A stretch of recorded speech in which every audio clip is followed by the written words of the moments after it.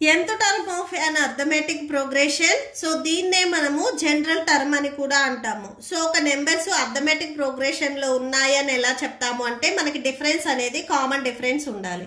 Already నేను previous గా arithmetic progression definition explain చేసినప్పుడు చెప్పాను. సో ఇప్పుడు ఎంత టర్మ్ చూడండి. ఎంత టర్మ్ అంటే సీక్వెన్స్ లో ఏదైతే లాస్ట్ ఉందో దాన్ని మనము ఎంత టర్మ్ అంటాము.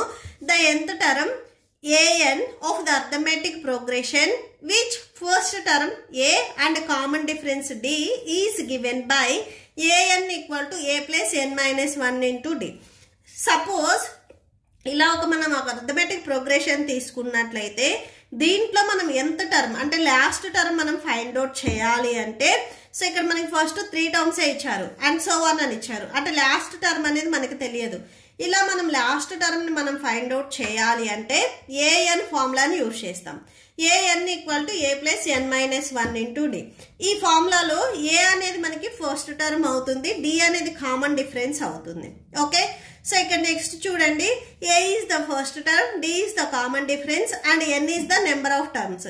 ఈ సీక్వెన్స్ లో టోటల్ గా ఎన్ని టర్మ్స్ ఉన్నాయి అనేది మనకి n వాల్యూ అవుతుంది.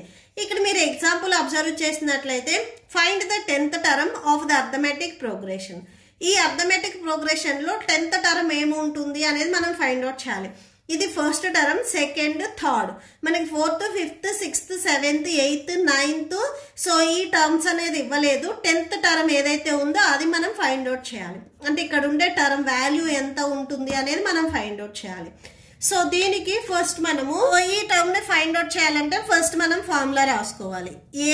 an equal to a plus n minus 1 into d. So ఈ ఫార్ములాలో సబ్స్టిట్యూట్ చేయాలి అంటే మనకి a, d, n వాల్యూస్ కావాలి.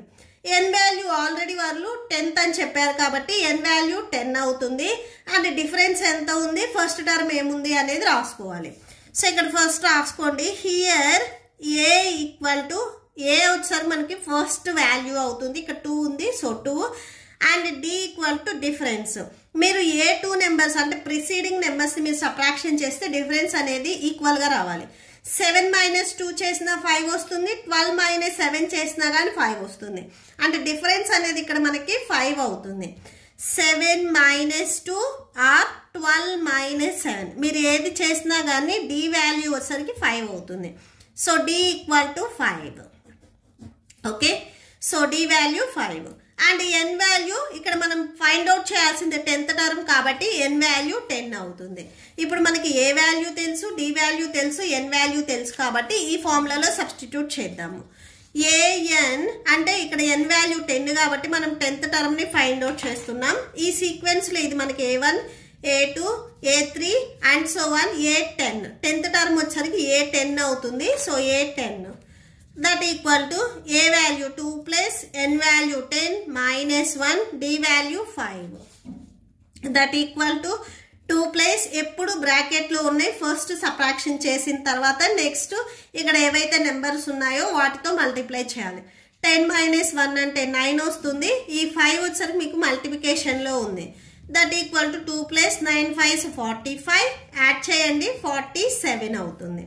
సో a10 వచ్చేసరికి మనకి 47 అవుతుంది. ఓకే, సో అంటే ఈ 10th టర్మ్ వచ్చేసరికి మనకి 47. Okay, so that's it.